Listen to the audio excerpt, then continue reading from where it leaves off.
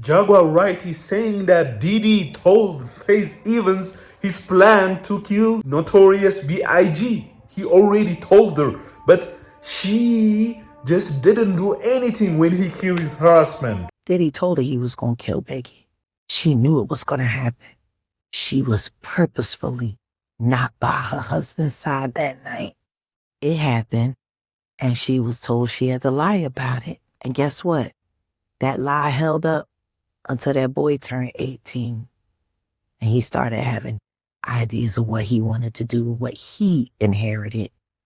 Because the paperwork was set up for Faith to not be able to receive $1 from Biggie's estate unless it was for little Christopher.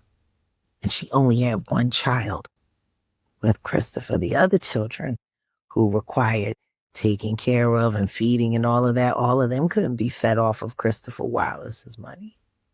They weren't his kids. See how that works? Do you agree with her? I mean, that looks right. If you have seen 50 Cent's documentary, that looks very, very similar to that. But do you agree with that, honey? It might be conspiracy theory, but still it has some truths, I believe.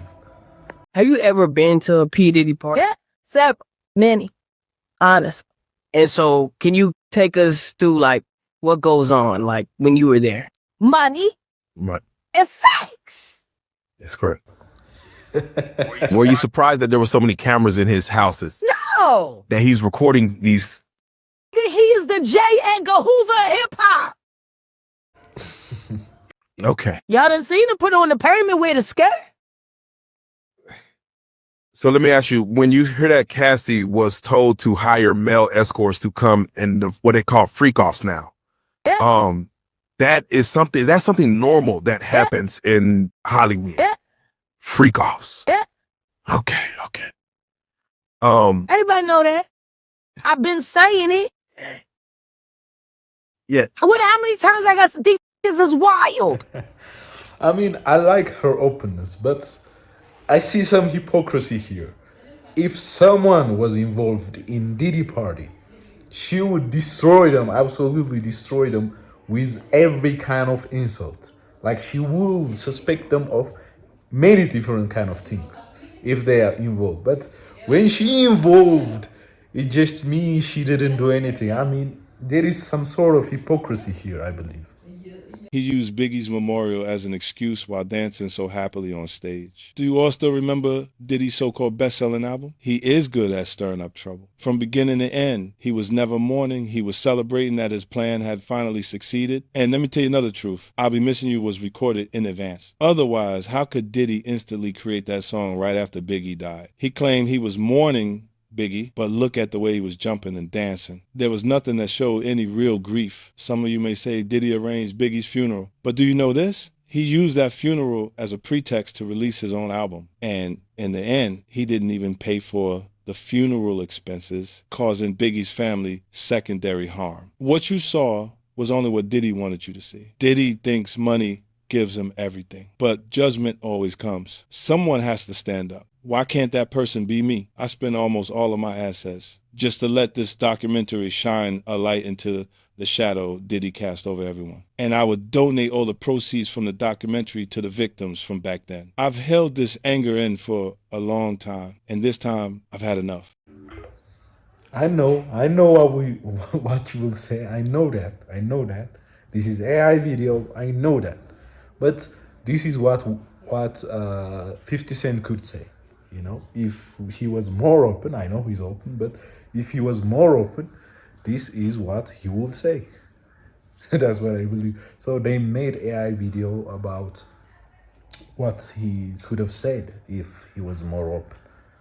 Yeah, the documentary shows that. I mean, if he was more open, he will say all of these things. You know, he make people suspect all of these things that are presented in this AI video. That's why I present this video to you. Not because I wanna change the concept, but because I just want you to enjoy. That's why. That's the reason I bring this video to you. I don't know how 50 Cent did this. This man managed to get things we've never seen before. Do you know how hard it is to have never before seen footage of things from like 20, 25 years ago? Like, a good example is, in the documentary, they talk about how much Diddy may have had to do with the deaths of both Tupac and Biggie, right? Which is also insane that someone who can't rap at all may have deprived us of two of the greats. That's crazy. It's so disgusting. It would be like if Trump shot two of the presidents that were on Mount Rushmore. Like, it's like,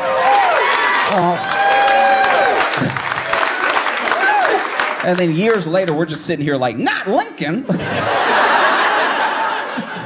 How you gonna do that, George Washington? No, it's wild. And so in the documentary, there's like footage, never before seen footage of moments leading up to the deaths of both Biggie and Tupac. I can't describe how hard it is to come by things we didn't even know existed. Both of these were police investigations. The police investigated, not hard, the police investigated both the deaths of Biggie and Tupac, and somehow 50 Cent found footage. So now 50 Cent is more than the police. That's what he's claiming here. I mean, he was very, very, very, very interested in this topic, and he just dig deep into the life of Sean Combs, P. Diddy. He digs deep, and he found a lot of information. That is very cool. I mean, that's very interesting. We need to study how he found all this information. I mean, that's a big deal. This man Diddy is trying to hit a reverse Uno card, y'all. He's coming out with the first ever counter documentary, fool. It's the first for me. I ain't never seen no one come out with a counter documentary. I guess that 50 Cent documentary really hit that man where it hurt. And of course, guess who's making it? Zeus. Y'all, look at this shit. Of his children arriving in court for day one of their father's sex trafficking That made this up. in New York, and limited solidarities. I believe that that's it. Hearing that testimony.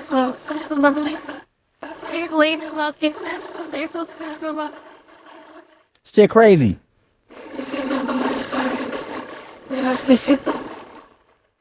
Why does the man person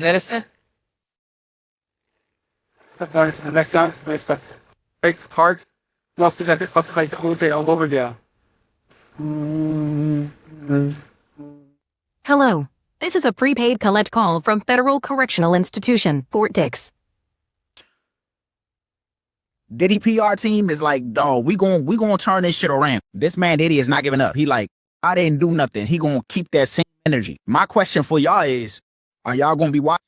Let me know down below in the comment. I mean, how can he come up with counter documentary? I mean, isn't he in prison? Can you make a documentary in a prison? Do they allow you to do that? I don't know. It doesn't make sense for me personally. Anyways, that's it for today. Don't forget to like, share, and subscribe. Write down your comments. Until next time, peace and blessing. Goodbye.